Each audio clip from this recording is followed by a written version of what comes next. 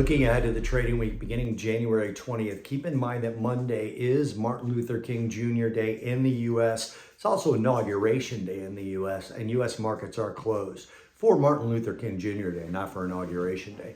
Earnings do ramp up next week. We have 148 companies across various exchanges reporting earnings, and that's likely to have the biggest effect on the overall stock market. That includes big names like Procter & Gamble, Netflix, Johnson & Johnson, American Express, Intuitive Surgical, and many more that I'll talk about in a minute. We also have a BOJ rate decision. According to Bloomberg and many others, Bank of Japan Deputy Governor Ryozo Himono has signaled the possibility of an interest rate hike next week.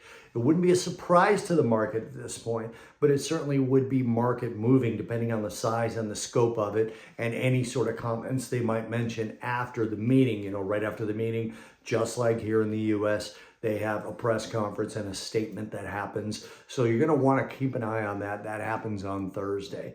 Earnings and data, as I mentioned above, earnings are getting into high gear next week. With the list I gave you, we get 115 companies with over $1 billion in market cap out of those 148. In addition to the ones I listed above, we also get GE Aerospace, Abbott Labs, Texas Instruments, Verizon, Next Era Energy, Charles Schwab, Union Pacific, and Elevance Health.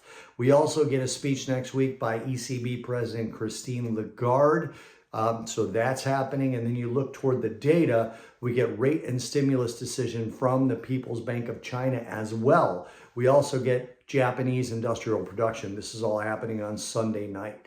Monday, German PPI is the only real important data being released. Tuesday, UK employment data, German and EU ZEW economic sentiment, and Canadian CPI. Wednesday, US leading economic index will be released. Thursday, US jobless claims data, Canadian retail sales, and that Bank of Japan rate decision. And then Friday, German, EU, UK, and US PMI data, which will be important, as well as existing home sales and Michigan consumer sentiment in the US. Keep in mind next week, the US Fed is in their quiet period, so we should have no relevant Fed speakers during next week's trading sessions.